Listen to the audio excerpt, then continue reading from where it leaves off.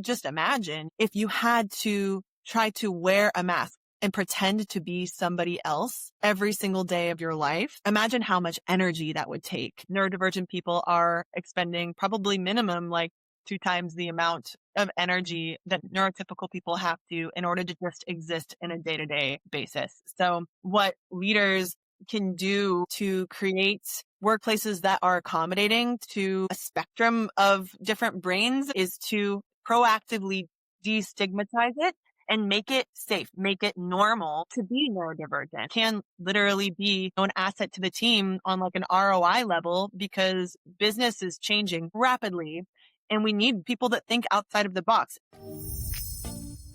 Welcome to Saroca Speaks, coaching minds and elevating careers. We're so happy to have you here. We hope that you enjoy this episode and that it supports you to put your potential in motion.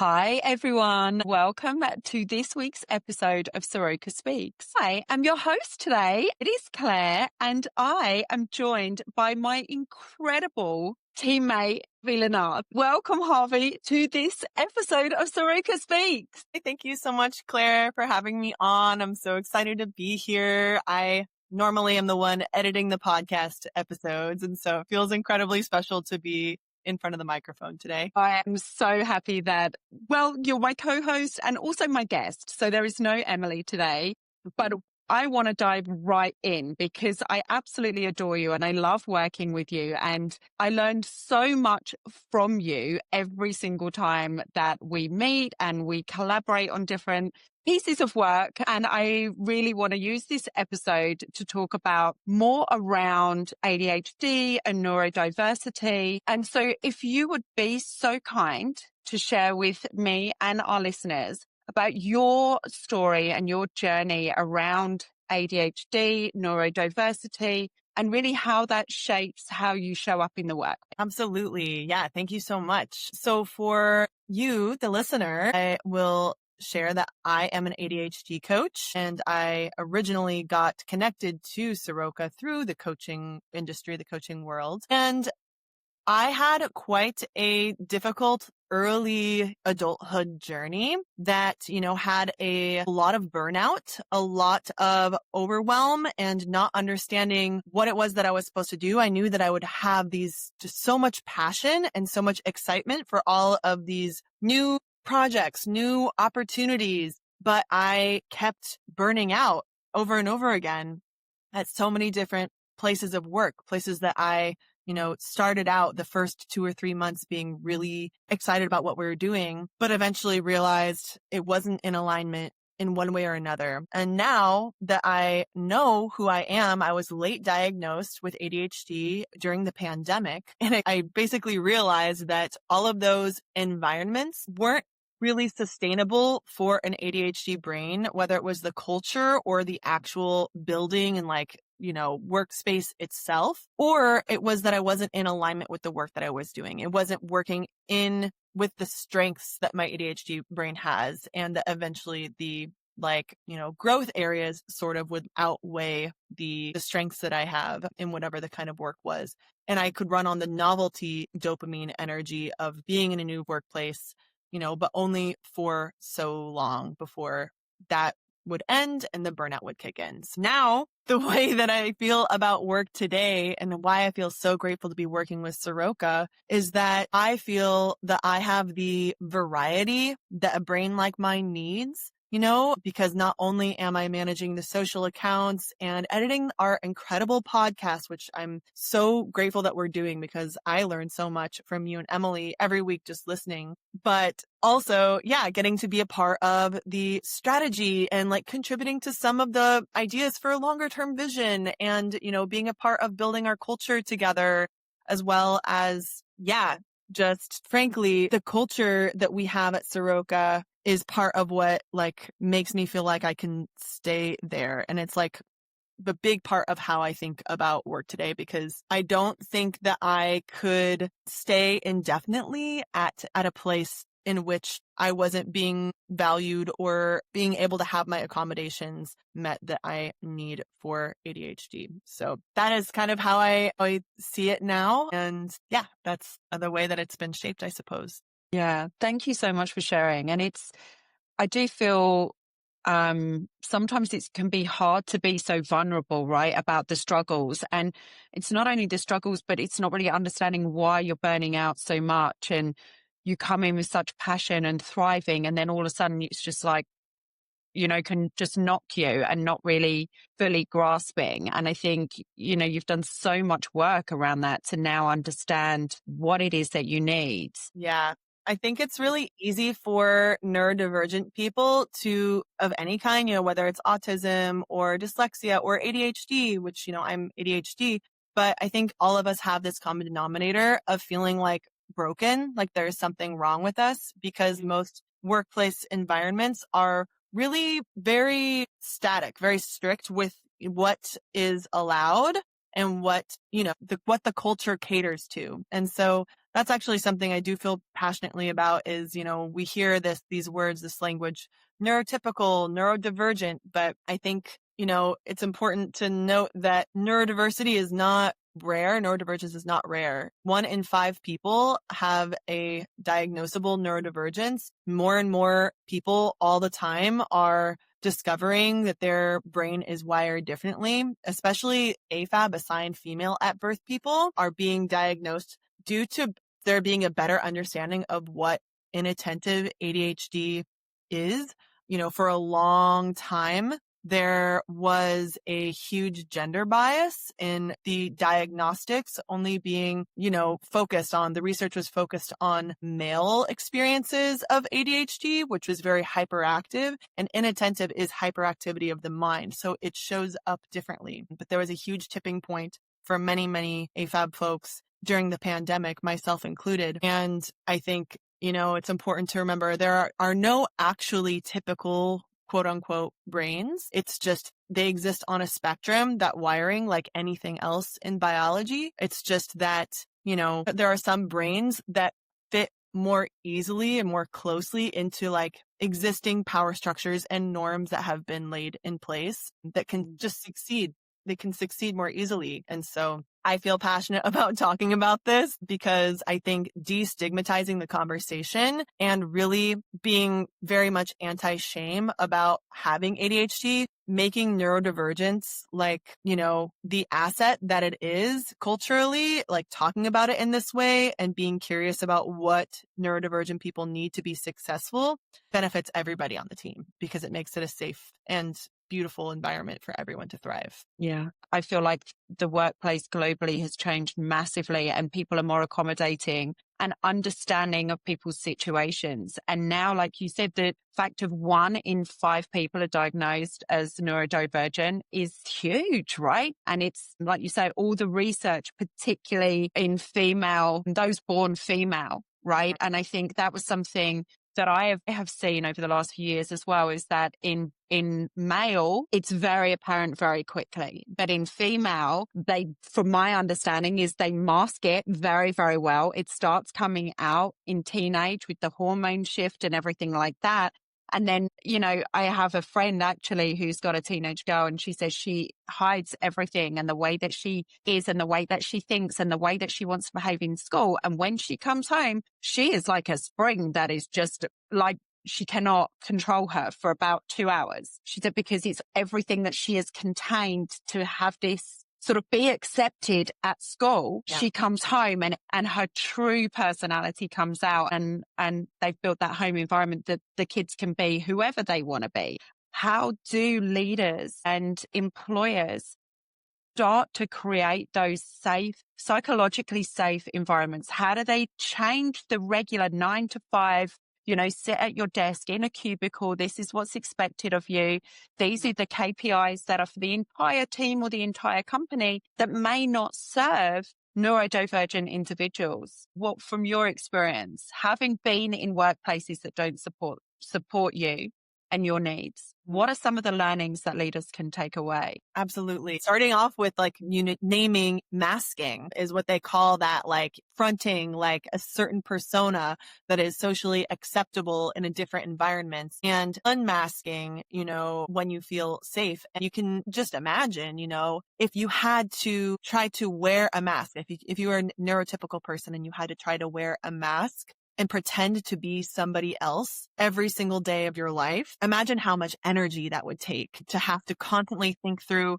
There's like the initial layer, of experience that is your natural impulse, your authentic expression, and then having to filter that and have a layer of self-awareness such that you are taking it out of the present moment in a way that neurotypical people don't have to be. So they can be more confident. They get to be more present. They, just in general, don't burn out nearly as often because neurodivergent people are expending probably minimum like 2 times the amount of energy that neurotypical people have to in order to just exist in a day-to-day basis. So I think what leaders, can do to understand neurodivergent people, or just in general, like for leaders to create workplaces that are accommodating to a spectrum of different brains of different types of neurodivergent folks.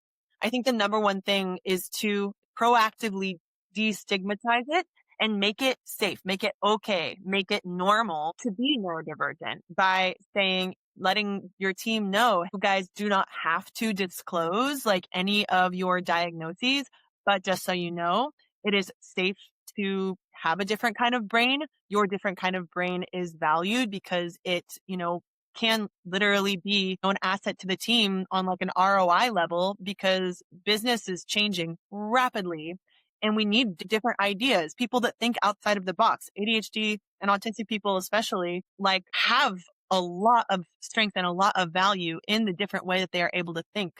But asking what kinds of accommodations people need or would like, whether they are neurodivergent or not, like what can, they do to make meetings more comfortable or more effective, to make the culture, and to make the norms more welcoming for different kinds of folks, to make the office environment more welcoming. Maybe I've been in workplaces that have like a napping area, places that like intentionally don't do overhead lighting, which tends to be like a big buggo for a lot of neurodivergent folks who say, but that's overhead lighting is really annoying. Yeah. So sensory issues as well as like social and emotional needs, and making it a safe place to talk about what you think could be better in the workplace, whether you are neurodivergent or not. But also, if people do disclose, knowing that and naming, with your team that neurodivergent people can be and often are the canaries in the cultural coal mine of your company. So sense misalignment, they struggle with lack of clarity, with shame-based feedback and unsafe dynamics early on. So they're more likely to feel basically toxicity and misalignment early and are more likely to burn out, or like just for that to not be a sustainable environment for them. So I think that, being really intentional and having meta conversations about how we deliver feedback to one another, as well as, when it comes to objectives and roles, being really clear, because ambiguity for neurodivergent people is the enemy. It's like the bad guy, because truly it's in every single way, ambiguity, not understanding, what a project's like, what success looks like, what the end goal looks like, what your piece of it looks like, what belongs to somebody else, not understanding what's the best way to ask for clarification on your team. How do people like to be communicated with? All of these different pieces are layered in ambiguity that having simple conversations around can go such a long way. But I think if I were to boil down ultimately what makes a work environment like a safe and successful place for all different kinds of brains to thrive, it is safety and knowing that you are cared about as a human being beyond the bottom line. And that unfortunately is kind of like, seems like a almost controversial thing to say in some spaces. I feel like, oh yeah, we should be caring about humans before we care about money because, we wouldn't have the business without the money. And that's so very true. But it's ironic because I do think more and more and more the research does show, again, whether we're neurodivergent or not, that all human beings thrive better in any environment, in any workplace, when they know that they are valued and seen and that the people around them want them to feel safe. And so that is, I think, what it boils down to, in my opinion. Yeah. And I love everything that you said there. And in my head, I'm just thinking about the different examples that you gave there. And I thought this is to support neurodivergent people, but actually it's building such an incredible culture within the business, right? I worked in an office. It's very rare that I've worked in an office, but I have spent sort of 17 out of my 19 years working from home. And prior to that, I was in some offices in different places, worked in shops and all sorts of things. But in one of the companies, they used to, in part of the office, turn off the overhead lights and everyone had a desk lamp. Or some people would swap because they wanted to be more by the natural light and things like that. And I thought, this is amazing. They're trying to navigate. So if you had to be in a block, right, the marketing team had to be together. They figured out what worked best for everybody within that department so that they could operate in the most optimal way, right? Where it was the light, where it was quieter, like the quieter part of that block or whatever. And so I do recall experiencing that. And I thought, oh, this is great, or the desk lamps, so we don't have to have the overhead lights on. When you was talking about communication and creating that safety and understanding the spec of the job, understanding the feedback loops, understanding the ultimate goal and your part within sort of the entire project. My head went, well, isn't that what every leader does? I just thought, oh, this is... Yeah. But it's not. And you've experienced that. And actually, I think that is the fundamental of coming back to being an effective leader is ensuring all of your team understand exactly what is going on within the business, what you are all working towards, what their role is, creating psychological safety, and particularly understanding the needs of every single member within your team and how that communication works, not just between sort of the employee and the leader, but I think internally, like, we were talking about the company culture starts within your this should start at, C-level, board level and work down. But sometimes actually there's these micro cultures within organizations, particularly if they're big organizations, that it can start within that team and it has a ripple effect, just like the toxicity within a team can have that ripple effect. I love everything that you said about that. And it does make me think, for leaders to really examine and look, how do you communicate within your team? How do your team communicate within each other? Yeah. And are even your team members creating safe spaces to have this conversation? You touched on that money is the bottom line of a business, and it is. But if you're losing staff and you don't have staff that can work effectively, you have no product, you have no sales, you have no money. Yeah, especially because ultimately at the end of the day, like you said, turnover, whether it's turnover, resentment, like a bad banana or burnout, whatever the case is, at the end of the day, people don't want to stay in environments, whether they're neurotypical or not, where they aren't valued and aren't safe and where they're not seen, And so I think you're right on in that leadership should be heading in the direction just on like just organizational psychology, like 101 level, should be headed in the direction of what having neurodiverse team asks of a leadership is something that should be prioritized regardless. It's just that you are less likely to see the negative effects that your leadership is having on your team if you don't have a neurodivergent person on your team. It might take longer because, again, neurotypical people are better able to mask. It's like the main difference.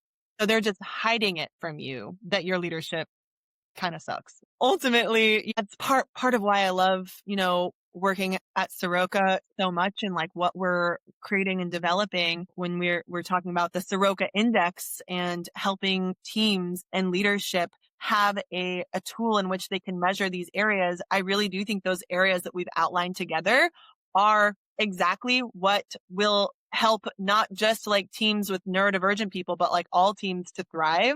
And it comes down, just like we talk about in our team meetings, like safety, alignment. So yeah, safety, making sure that it feels safe to be yourself, whoever you are, and that you feel safe to express yourself, express your opinions, because when that, expression is stifled, you're not going to get the best ideas. People are going to be too afraid. Alignment, everyone feeling like they understand what is going on and that what they're being asked to do is within their like wheelhouse of capability, as well as aligned with their values and what they want to be doing with their life and their time. Our resilience, So, and that again comes down to the systems that we create on how we take care of ourselves and care about each other in the team, as well as many, many other things. But how do we bounce back in general? Optimization, like, is there a way that we can do this better? I feel like this is a hugely valued one that I think people are starting to talk more about, especially as the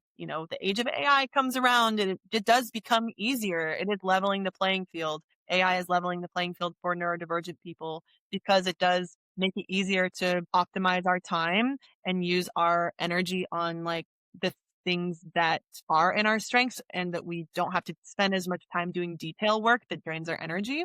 But optimization, including, there's a meme somewhere could this meeting have been an email? Yes. I think everybody can relate to that one sometimes. C is camaraderie, which I feel like is one of the most, again, undervalued ones, which I always come back to thinking about how we are small group animals and we're not that far away biologically from that time in our DNA. And we get fulfillment and pleasure working on things that are worth caring about with people that we like. And so I think that like actually liking the people that you work with and like taking the time to know them and taking the energy to care about them, it has such a huge effect on the culture.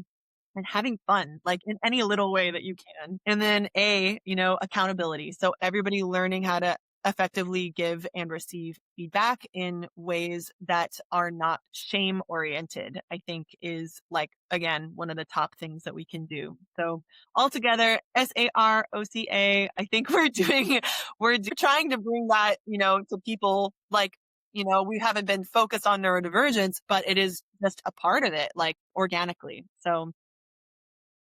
Well, let me touch on that, because if it wasn't for you and your brain, we would not have Saroca Index, because this is a brainchild of you. And, you are incredibly complimentary of Saroca and the team that we have and how we, support you. You came up with this concept of the Saroca Index. You said a phrase which I wrote down, which was, is to stifle neurodivergent people's ideas. And by creating this space and this culture, the Saroca Index was born. And I just want to acknowledge you for that, because I absolutely love it. I love everything that it stands for. I love that obviously it's our name, but actually it really is a framework that can be used in any business, in any industry, to build that culture that is all inclusive for everybody. I really want to acknowledge you for that, because I love it. And I think that, like you say, it's not really out there. It is new. We are bringing it out to the world, but I really see a place for it. And I'm very excited to see what you, Harvey, will do to take this out as well, because you are I say the face behind the podcast, everything behind the podcast for us. And our newsletter, we wouldn't have the newsletter if it wasn't for you and your vision, and your ideas and your creativity. All the socials, all of that has come from, you give credit to Emily and I, but really all of that has come from you and what you can bring and who you are. And we love you for that. So I really wanted to acknowledge that today to everybody listening, and just because I love you. And I'm really grateful for that. Thank you so much, Claire. I really appreciate that. I do feel especially proud of the Saroca Index. I do like when I talk about my work. I love talking about that to my friends because I feel really, really proud of, and mostly I feel proud. Yes, is, a framework that we can use that makes, I think, very clear things that are pretty intangible. And it's sometimes hard to pinpoint what exactly the problem is on a team in like a team health matrix. But I think this does do that. And it's, it speaks to that problem of helping make visual and make clear like what it is that we actually do here at Saroca. But also why I love it so much is that it's just, I feel, such an organic extension of who we are and our mission as individuals and like collectively as a team, in that we do want, it's all about, our tagline, optimizing humanity in the workplace. Like we really are trying to create a wave of culture and a framework to help people create safe and sustainable environments and careers for everybody to thrive.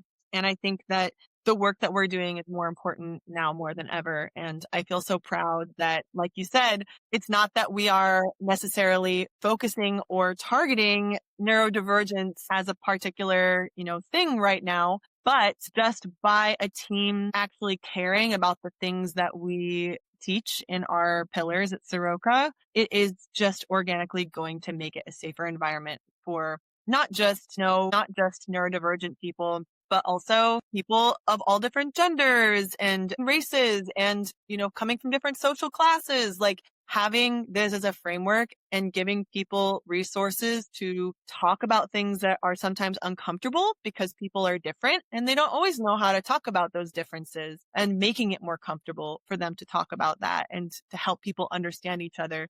That's going to make it a much more fulfilling experience for every single human on a team with other humans. And, I really believe that at the end of the day, I think we have this one wild and precious life, and what we do with our time is really important because we don't know how much time we're going to have.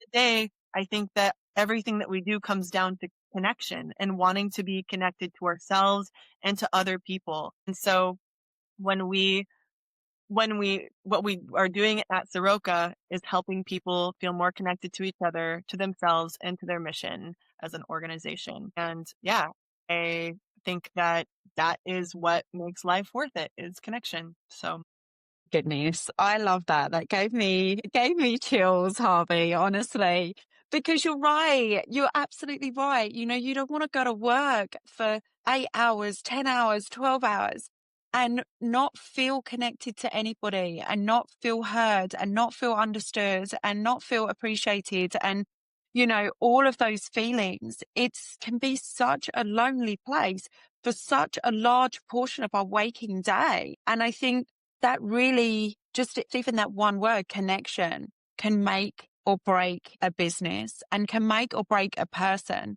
right? And I think that is such an important and powerful word. And sort of, we're going to wrap in a minute, but I feel like that's such an important point that you made that I really wanted to just highlight that as well. So yeah, thank you for bringing that one to the table today. Yeah, love that. Sorry, it's giving me all goosebumps.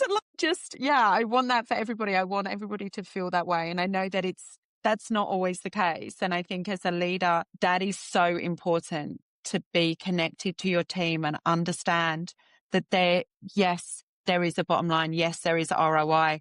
But if you don't protect your people will not protect your business. Ultimately, that is it. Yeah.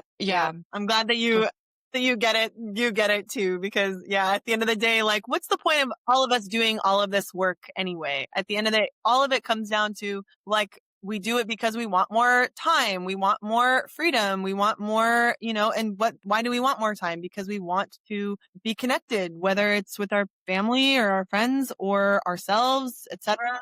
It all comes down to that. And so I think bringing connection and making connection accessible in the workplace is what we do. Because again, I think all conflict in the workplace that creates the friction that gets in the way of those bottom lines, that gets in the way of systems and processes, all of that friction comes from people not understanding each other and not having the support that they need to understand. one another. And I think that's exactly what we speak to at Saroca. Thank you. All right. I'm going to ask you one final closing question. So what is the one thing that you wish every leader understood about neurodivergent people? I love that. I think that neurodivergence is not a flaw or something to feel shame about. It is a form of brilliance. You know, they say that you shouldn't judge a fish by its ability to fly or whatever that saying is. And I think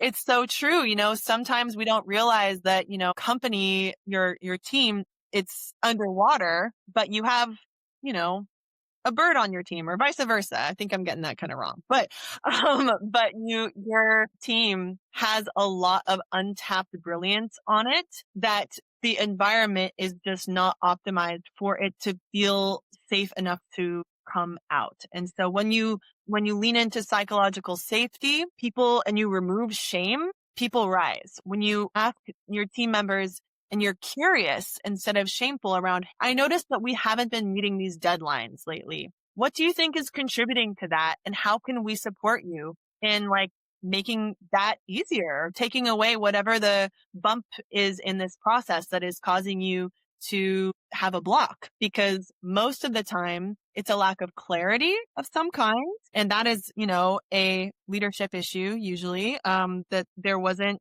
enough information about what this needs to look like or how it should be done. It's either that, a lack of confidence, which, you know, is really just people not believing or like feeling that they can do it because they have some sort of shame around it, or because they've put it off because of the lack of clarity. Now they feel shamed about it. And the longer that they put it off, the harder it is to ask for that support. So really those, I think, are the two main things: clarity and confidence. And if you can help to nurture those things on your team and take away the stigma around asking for help and shame, people will rise and your performance will skyrocket. And there will be more room to create and evolve and innovate in an era where y'all really need a lot of innovation in this era. So let's make it an environment where brains that can innovate the best can thrive. Thank you so much for sharing that. I think that was two incredible points to end on. Harvey, I have absolutely loved this session with you. It is incredible to learn from you constantly. I love the way that you think the same as me on some things, you think differently. And I love all of that. Like, I'm constantly learning. And I want to also thank you for coming and really being so open and honest about your experience, about who you are, all of your learning. So yeah, I just want to thank you one more time for that. And to close out today's incredible session, not only thanking my incredible co-host and guest, Harvey. If anybody is wanting to know more about the Saroca Index, please do reach out to us. We will be happy to talk about that in more detail. And anybody that is looking for some more guidance or assistance, Harvey is an incredible ADHD coach. We are incredibly proud to have you on our team. So please do, again, reach out to us, Harvey. I know there's a few bits of content that you have written. I'm sure that there's going to be more coming out soon on our LinkedIn and our blog, on our website. Yep. So stay connected with us. And yeah, we thank you once again for listening to this episode of Saroca Speaks. Thank you guys so much. Have a good one.